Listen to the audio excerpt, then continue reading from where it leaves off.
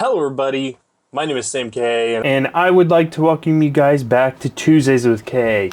Now today I am reviewing this guy, the 7RYMS RimoMic Pro, the UC variant. Now, for the sake of clarity, 7RYMS did send me this microphone for this review, free of charge.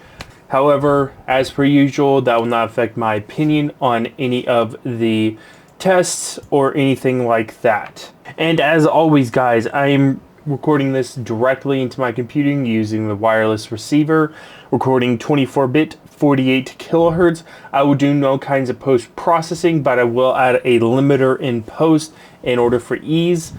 If you want to know how much I had to boost it in post, please check the lower left-hand corner for all of that. So let's go ahead and talk about what comes in the box. You're going to get two transmitters that have the microphone integrated into them. It also comes with the receiver that plugs in via USB-C and a USB-C to USB Type-A adapter. You get two furry dead cat windscreens. You get two USB-C to USB Type-A cables. You get some documentation, as well as a quality assurance certification saying that it passed. So let's go ahead and talk about the build quality real quick. Now the build quality feels pretty decent on this guy. It is rather light, so it does not feel super heavy on the lapel, which is always a bonus. It is made out of plastic and metal. Plastic for the body, metal for the grill. The plastic on the body does feel pretty decent. It's not the best quality plastic that I've ever felt. However, it is far from the worst, and it is perfectly fine for what it is. The grill itself feels amazing. It is completely metal. It has no kind of give to it whenever I push down on it. The buttons are all nice and clicky and have a nice tactile feedback. The receiver itself is completely plastic, with the only parts being a charge port, a receiver port, and the ability to plug it in so that you can plug it into your phone, your PC, whatever. And I am using the USB-C variant, as I don't actually own a iPhone. However, there is a lightning cable variant. So let's go ahead and jump right into the specifications. This is obviously a wireless lavalier style microphone.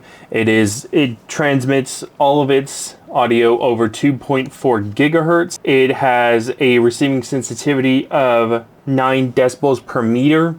It has an omnidirectional polar pattern, a frequency response of 80 hertz to 20 kilohertz, a max SPL of 100 decibels, a signal to noise ratio of 70 decibels, a equivalent or self noise of 24 decibels A-weighted, and a 95 milliamp per hour battery, which equates to about 6 hours of battery life. So I am going to go ahead and do the first test, which is the polar pattern test. So I'm just going to spin this around and talk into it. As I talk into it, you should hear the off-axis rejection and coloration. It should be an omnidirectional polar pattern, so you should be able to hear me all around, though there might be variances because obviously this side is further away from the capsule, which is up here.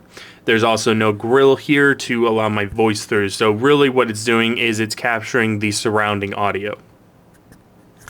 I'm now talking to the front of, I'm now talking to the top of the microphone. I'm now talking to the front of it. I'm now talking to the bottom of it. I'm now talking to the back of it. I'm now talking to the side of it. I'm now talking to the other side of it.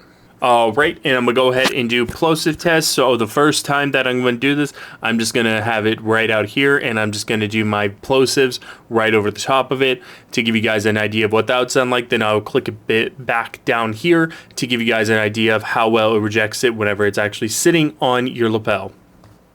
So, pop goes the weasel, pippity pop, so you sell seashells by seashore. Pop goes the weasel, pippity pop, so you sell seashells by the seashore. Alright, and let's go ahead and do it with it on the lapel. Pop goes the weasel, pippity pop, so you sell seashells by the seashore. Pop goes the weasel, pippity pop, so you sell seashells by the seashore. All right, and I will go ahead and do a background noise rejection test. For this, I'm going to just click like crazy on my keyboard and my mouse and have you guys take a listen as I talk into it and let you guys know what it sounds like. So this is me going nuts on the keyboard as I talk into the microphone. Give you guys an idea of how much my voice versus how much of the keyboard noise it is picking up. This would be good if you were saying on a Zoom call and you happen to pick these up. Say you had to do a presentation and you were like furiously typing on the keyboard.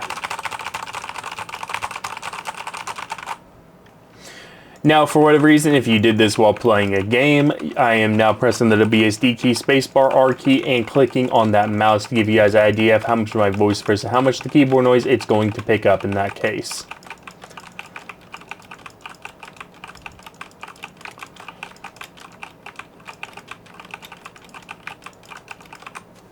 All right, and to simulate how well the dead wind cat does, I'm going to have a simulated noise. All right, and to see how well the dead wind cat does, I will do a simulated wind test. So I'm just going to blow right across the top of it and see how much of that rejects. Then I'll put on the dead cat windscreen and see how much of that it rejects. So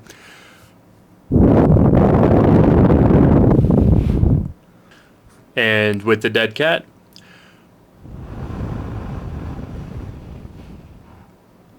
Okay, so what are my final thoughts and conclusions on this microphone? For one thing, I do love that they list the signal to noise ratio as well as the self noise. This helps to determine how much noise is going to be coming out of you and how much is going to be, that underlying hiss, which is inherent to most microphones. I do enjoy that a lot. Negative 24 decibels, A-weighted is perfectly fine, especially in something this big. Obviously, it's a little worse than the Audio-Technica AT2020, but it's nowhere near something like the USB microphones that we see in today's age.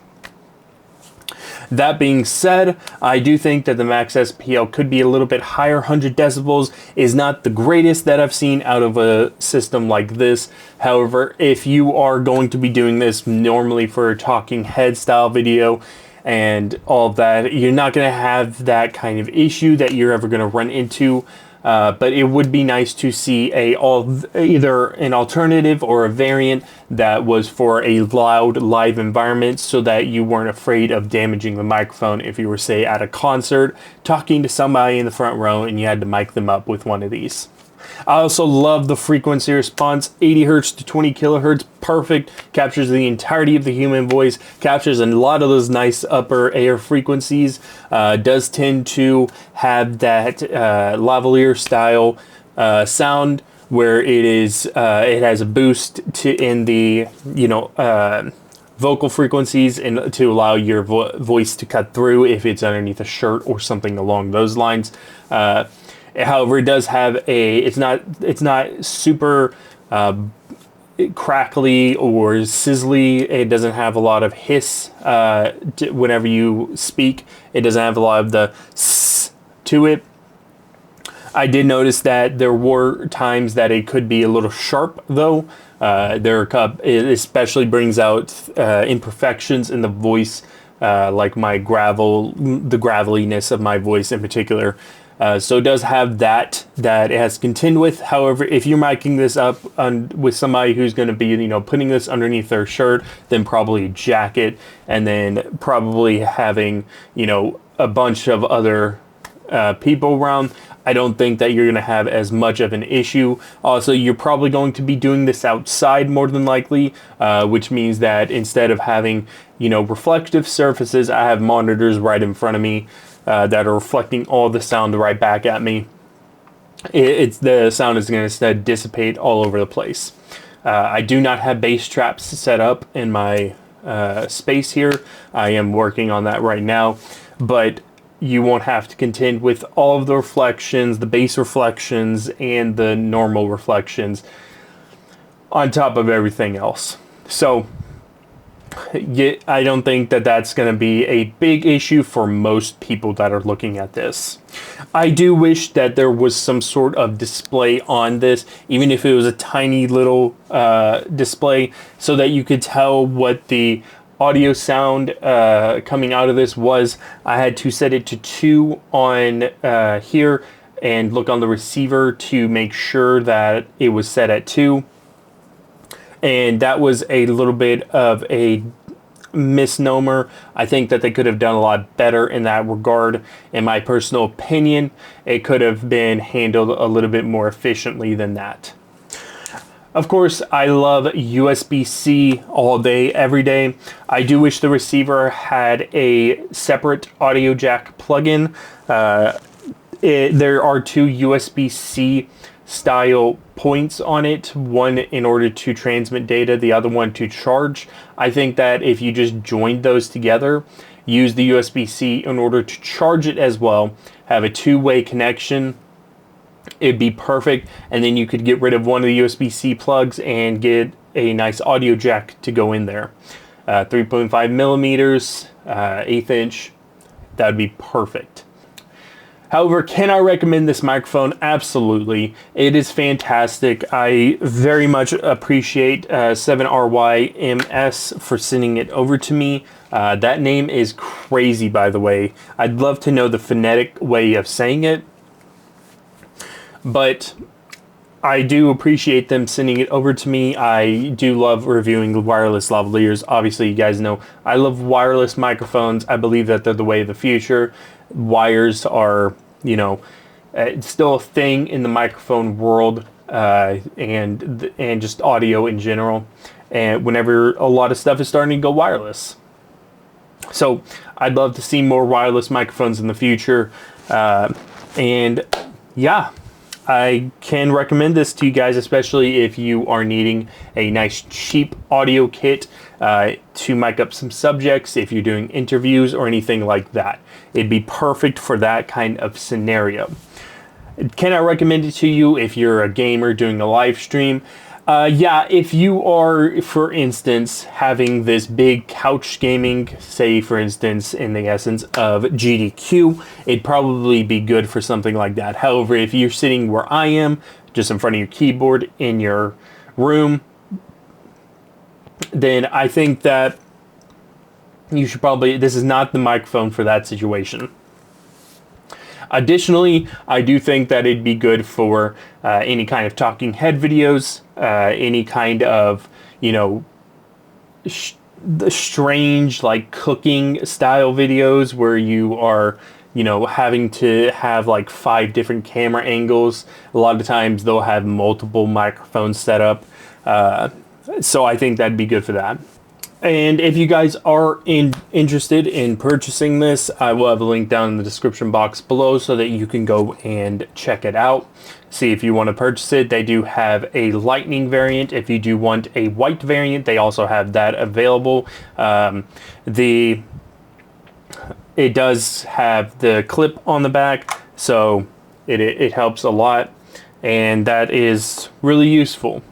So I'm going to go ahead and end that episode of Tuesdays with KA there. If you guys did enjoy this, make sure to give it a big thumbs up. If you want to see more, make sure to subscribe. Check out some content I create, including links to see at the end of this video, and I'll see you all in the next video.